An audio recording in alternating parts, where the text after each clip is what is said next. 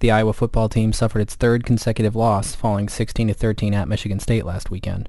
It was the eighth straight game decided by 3 points or less that the Hawkeyes have lost dating back to 2005, and that's now 3 losses this season decided by a total of 9 points. There's something good about losing close games. It's better than getting blown out, I suppose, in that you're competitive and you have opportunities, realistic opportunities. So that's where we're at right now, and usually it gets down to detail things. Off to an 0-2 start in the Big Ten, the Hawkeyes now turn their attention towards Saturday's game at Indiana, a game they must win to keep their bowl hopes alive.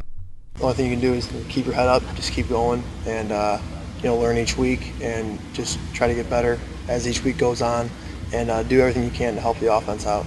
I like the way the guys are working. I like the way they're playing for the most part, and we just have to get over the hump, and it's in our hands. We have to do it, and we know 6 teams are going to try to resist that. So that's a challenge in front of us. But the guys are, the attitude's been good. They're working hard, and I just, at some point we're going to get there.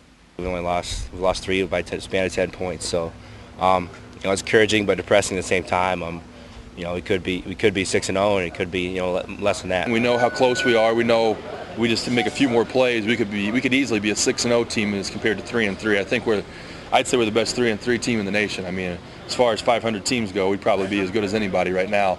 Indiana quarterback Kellen Lewis is one of the more dangerous players in the Big Ten, and he's been especially dangerous against the Hawkeyes. In 2 career starts against Iowa, he's completed 38 of 51 passes for 577 yards and 6 touchdowns. He's just a very, very dangerous player back there.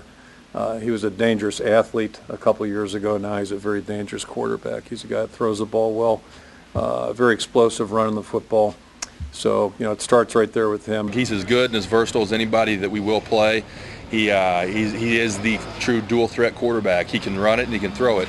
And he's not necessarily a pocket guy. He's going to look to get those 7 or 8 yards on his feet.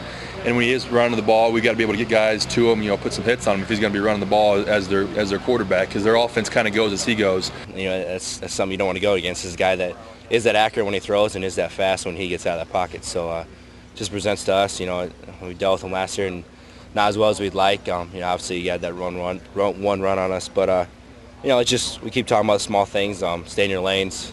Just be more disciplined than you have. You can't get out of position with this guy, he's going to make you pay. With the season at its midpoint, the Hawkeyes are painfully close to being unbeaten. They've done a lot of good things on offense, defense, and special teams.